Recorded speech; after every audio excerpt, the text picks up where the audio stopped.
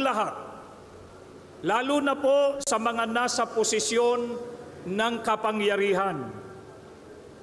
Ang kanilang tungkulin ay maglingkod para sa kapakanan ng mga mamamayan, hindi po para sa sariling o pansariling interes.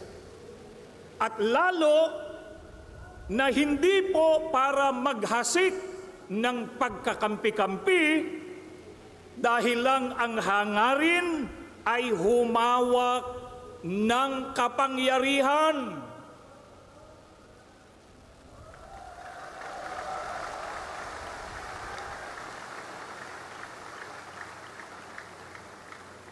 Marahil po ay walang sino man ang sasang-ayon sa gayong uri ng leader.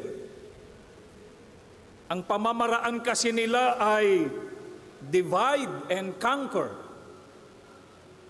Mag-uudyok sila ng mga pag-aaway-away para magawa po nila na agawin ang kapangyarihan at sila ang mapuesto sa poder.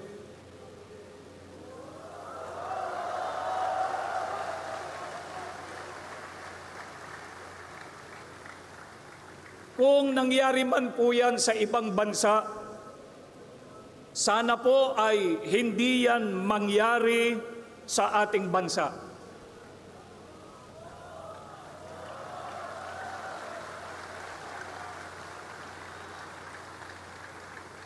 Kaya tayo ay nagkakaisa ng pananawagan sa mga namumuno sa pamahalaan na huwag sana nilang payagang mangyari ang gayon sa atin.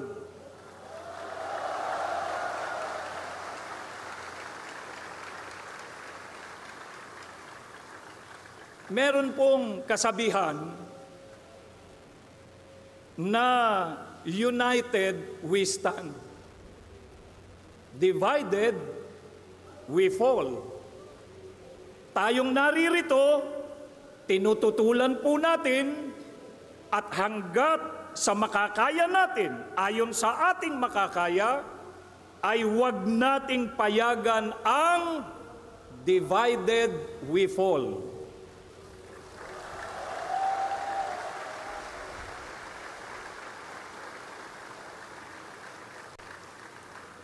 Tandaan po natin, mga kababayan, kapag nagtalo-talo ang mga nasa pamahalaan, ang apektado ay taong bayan.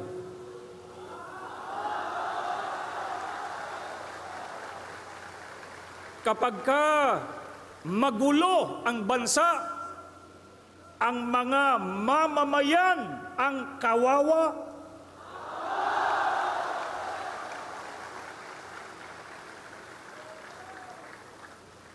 Dahil po dito, pansinin ninyo, mga kapatid, mga kaibigan at mga kababayan, yung hawak nating mga placards, basahin natin isa-isa yung nakasulat diyan. Tignan po ninyo. Ang nakalagay, aming kahilingan, kapayapaan ng bayan.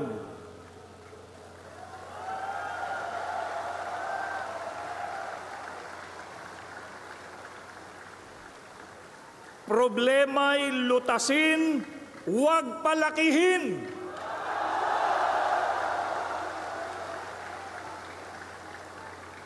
Serbisyo, huwag sariling benepisyo.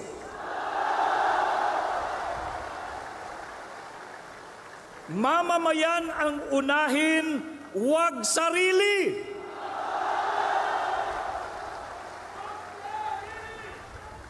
Aming kahilingan, kaunlaran ng bayan.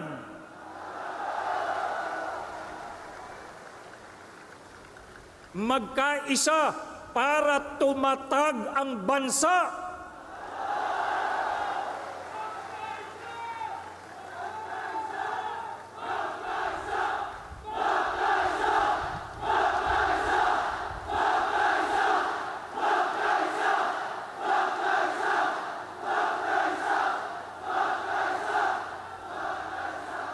Ito pa, may nakalagay pa sa atin, yung isinisigaw natin na yan, magkaisa, wag mang-isa.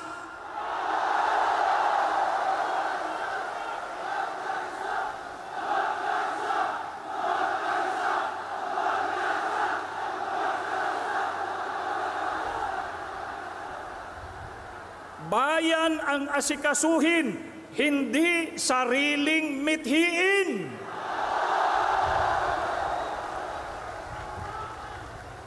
Unahin ang bayan, huwag bangayan.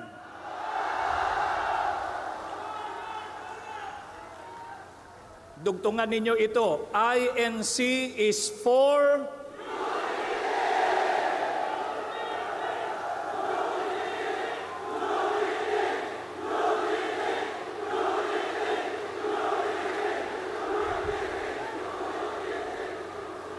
kaya kailangan natin peace in the Philippines.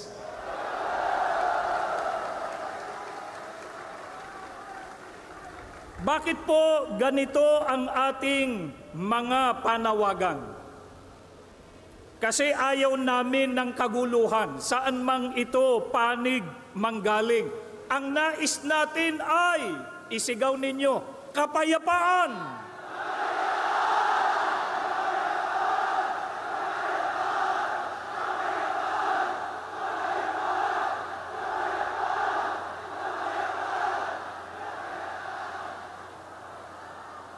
At kung may naging awayan, hindi po ba ang tama ay pagsikapang malunasan ito at magkasundo-sundo alang-alang sa bayan?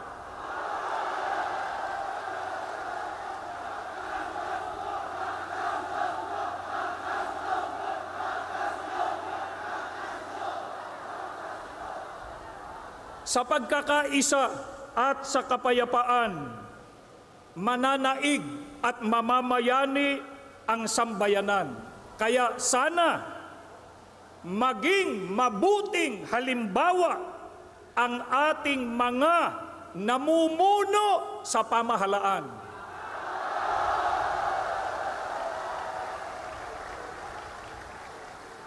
Sa ikapapayapa, ano po ang itinuturo ng Biblia na dapat gawin? Sa awit 34:14 ay sinasabi, lumayo kayo sa masama at gawin ninyo ang mabuti, pagsikapan ninyong kamtin ang kapayapaan.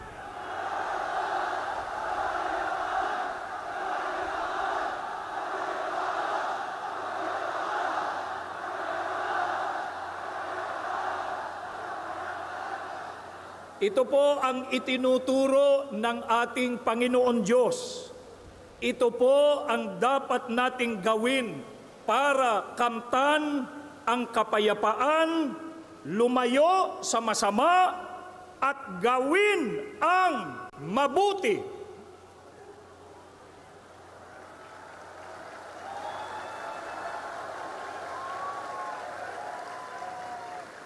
Ano po ang isa sa mga gawang mabuti na dapat gawin para sa ikapapayapa? Ayon pa rin sa pagtuturo ng Biblia, ipagpauna ng isa't isa ang iba. Batayan sa Roma 12:10. Ang sabi pa, huwag lamang ang sarili ninyong kapakanan ang inyong isipin, kundi ang kapakanan din ng iba.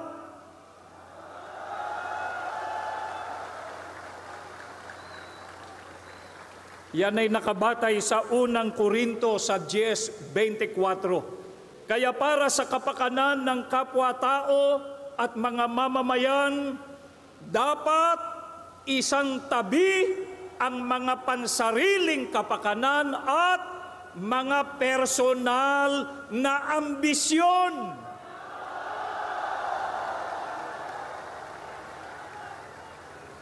Alang-alang sa mahal nating bansa, dapat magkaisa, iwasan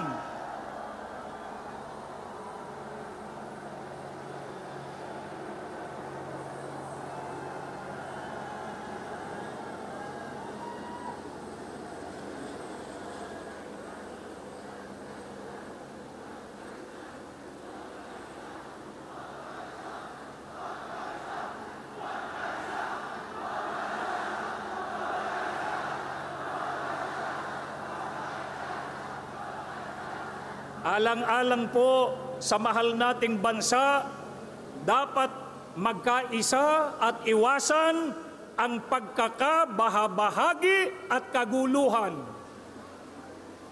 Bakit po dapat iwasan ng mga lider ng bansa ang pagkakabahabahagi at kaguluhan? Kapag nagkakabahabahagi tayo, ay hindi po maisusulong ang kapayapaan.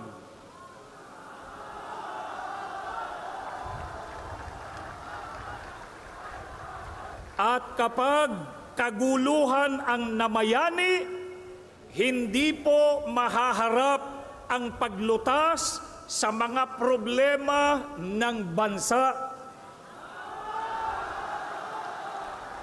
Katulad ng pagtaas ng presyo ng bilihin, seguridad ng mga mamamayan sa mga tumitinding kalamidad, kakulangan sa hanap buhay, kriminalidad, insurgency, at marami pang iba. Ang mga ito'y nakapagpapalala lamang sa krisis pang-ekonomiya at nagpapabigat sa mabigat ng kalagayan ng pamumuhay ng karaniwang Pilipino.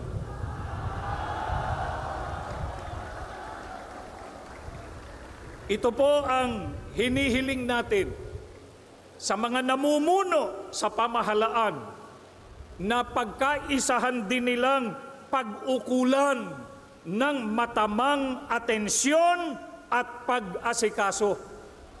Sa halip na bangayan ang kapakanan ng Pilipinas, nawa ang pag-ukulan nila ng pansin at panahon.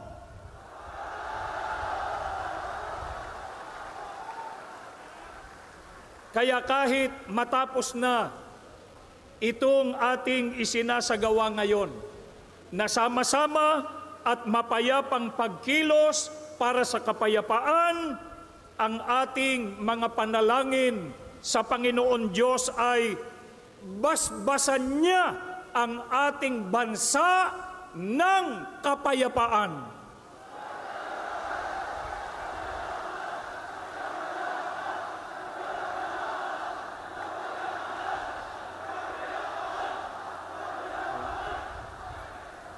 Tanglawan nawa niya ang kaisipan ng mga namiminuno sa ating bansa upang balikatin nila ang kanilang sinumpaang tungkulin na siyang dahilan kaya sila inihalal ng taong bayan. Maraming salamat po sa inyo.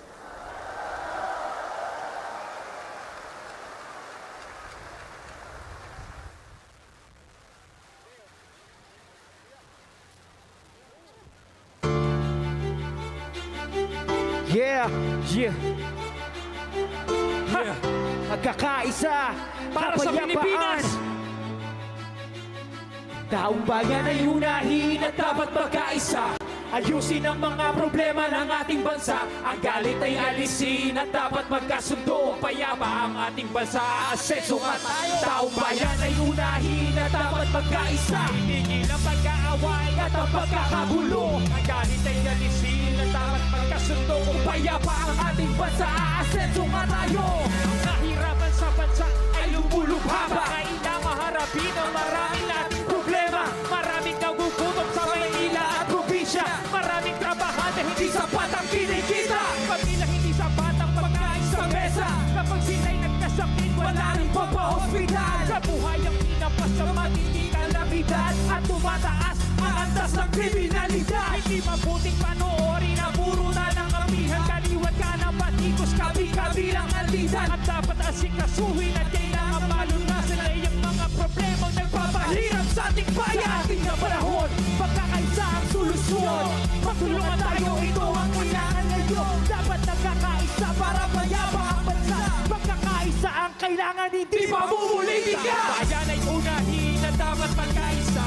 Ayusin ang mga problema ng ating bansa. Ang galit ay alisin na dapat magkasundo. Kung payapa ang ating bansa, aaseso nga tayo. Taong bayan ay unahin na dapat magkaisa. Itigil ang pag-aaway at ang pagkakagulo. Ang galit ay alisin na dapat magkasundo. Kung payapa ang ating bansa, aaseso nga tayo. Sana po ay pansinin itong aming sinasabi. Kapayapaan ito ang nais namin na mangyari. Dahil problema ng bayan ay napakarami. Itigil ang bangayan ang pagkakabahagi. Ang bansa ay mayabang. Pag hindi mahabahagi, ang bansa ay masaya. Pag walang kampi-kampi, ang bansa ay ulan. Pag hindi kanya-kanya, pagkakaisa, ito ang dapat nating magawa. Panahon na para harapin mga problema ng bansa. Sa pagbabangayan ng bayan ang nagdurusa. Nauubos lang ang oras ay hindi mahalaga. Kapityan ang panahon, kinabukasan ng bansa. Panahon na para harapin mga problema ng bansa. At magkaisang lahat mga inihalang bansa. Huwag nang ubusin ang oras sa hindi mahalaga. Kapityan ang panahon, kinabukasan ng bansa. Taong bayan ay unahin,